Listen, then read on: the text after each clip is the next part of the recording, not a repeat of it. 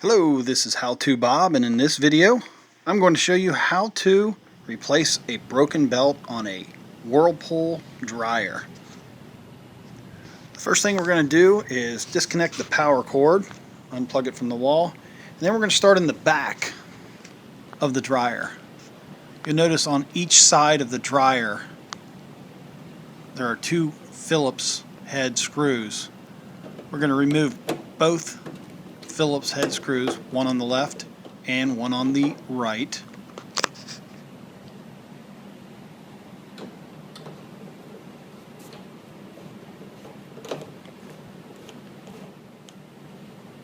Next we're going to use a 1/4 inch socket, and we're going to remove the two screws that hold the control panel together. There's one on the right and there's one on the left.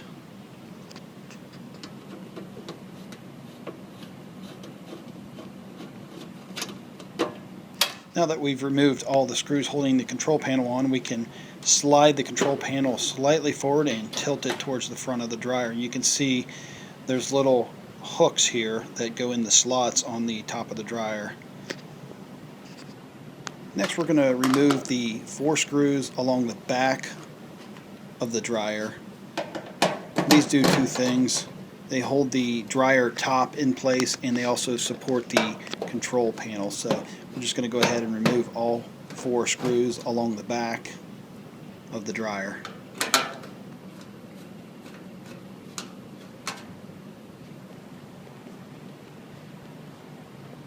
And once I have all 4 screws out of the back, I can go ahead and remove the 3 screws on the inside top of the dryer.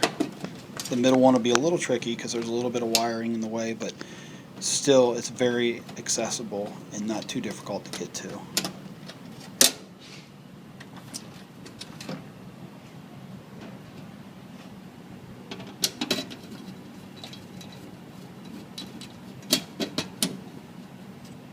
Okay, now that I've got all the screws out, I can go ahead and set the control panel and the bracket out of the way in the back, and I'm going to remove the top of the dryer, and to do that I simply slide it forward, and it's just held on by these little clips right here. There's one on either side. The front of the top just simply slides under those to hold it in place.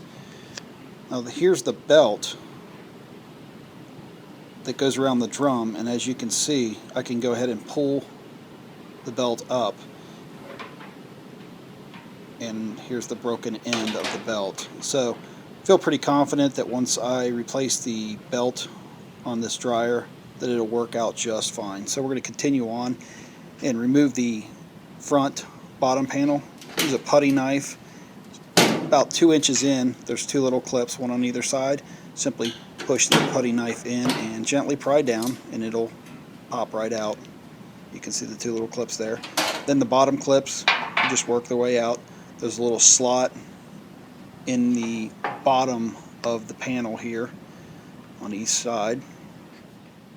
Next I'm going to remove the 2 screws in the front panel towards the top of the dryer. There's one on the left and one on the right.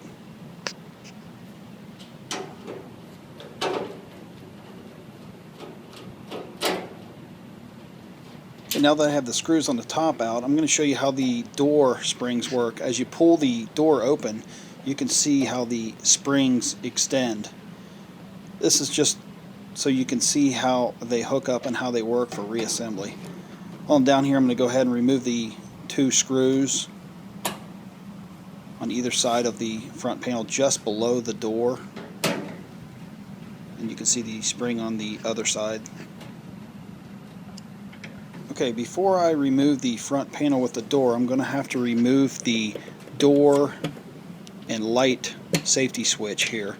So there's 3 wires, a brown one, a blue one, and a white one. I just disconnected. And then I can go ahead and gently pull the front panel off.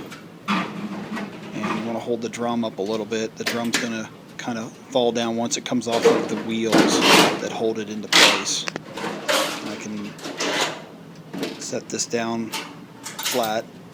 There is 1 wire. You'll note it's right down at the bottom. I have to disconnect that one before I can separate the front panel. I just simply unplug it. You can see it's just a push-in plug. So I'll set that out of the way, and then I can take my front panel completely off.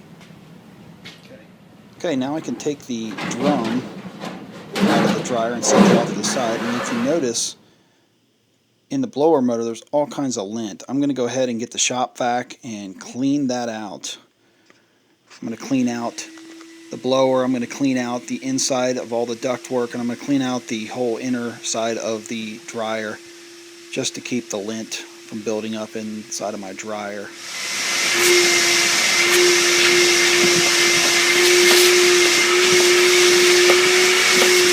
This dryer has a safety feature on it that kicks off the motor heat and the blower once the belt breaks. You can see I put the belt around here and pull up on the pulley, and you can hear the safety switch clicking.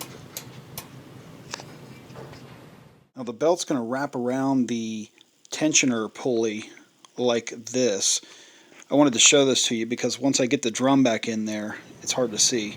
But the drum's going to rest on these two wheels here once we go back in, and you can see where it's going to ride around the outside. So we can now put the drum back in once we've got the inside all cleaned up and swept out. Once we get the drum sitting on the two wheels, we can get our new belt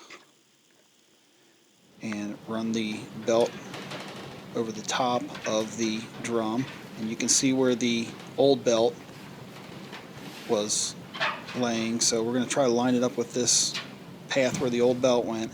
This is the tensioner pulley here that we're going to wrap the belt around, and this is kind of difficult to get in there, so you might have to pull pretty tight, pretty hard on the pulley to get it to wrap around that and then around the motor.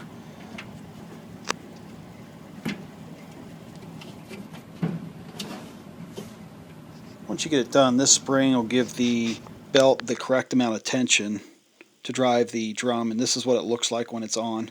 So now we can go ahead and put the front back on, and again we're going to have two wheels that the drum's going to be resting on right around the bottom there. So you have to slightly lift up the drum while you put the front panel on. And you just kind of hook it over the top of the box and slightly lift up on a drum to get it to sit on the wheels that it's going to be resting on. Now we can hook up our wire at the bottom and put in the screws, one on the left and one on the right of the bottom.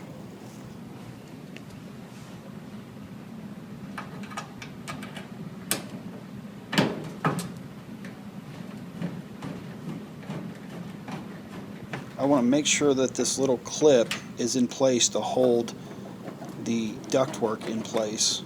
You can see where that holds the ductwork in place. Now I'm going to go ahead and hook up the door springs. And I'll do one on the left, and I can pretty much reach it from there and then just simply pull down and hook it on the bottom of the box. Then I can go ahead and put my two top screws in.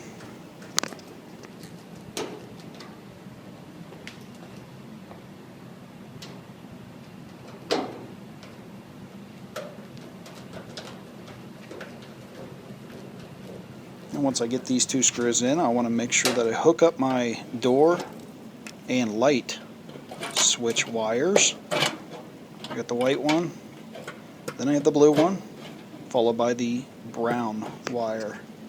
And then I'm going to put my bottom panel on just below the door. The two little slots in the bottom go in the clips, and it's real easy to just push it back into place. Okay, now I can put my top cover back on. Just put it on slightly forward and then tap it backwards, and it'll get hooked under the two clips on either side. I go back to my control panel. I can set my control panel up here while I get the back bracket into place, and I'm going to start by putting in the three top screws into the top of the dryer.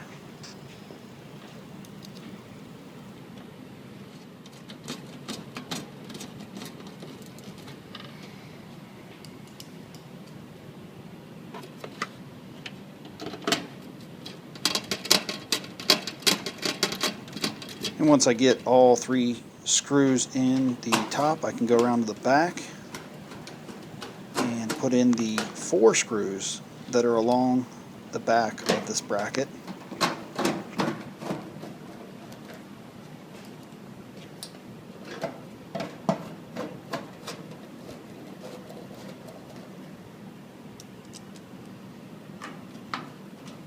Now my next step is to put the control panel back into place, and I'm going to take these slots and line up the hooks and slightly pull back on it.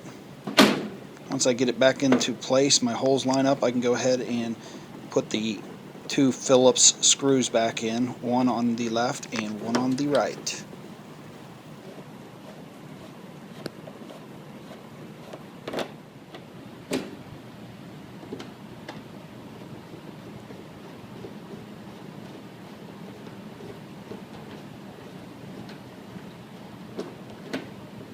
Okay, now that I have the 2 Phillips screws in the back, I can go ahead and put my last 2 screws in the back of the control panel. There's one on the right again, and one on the left.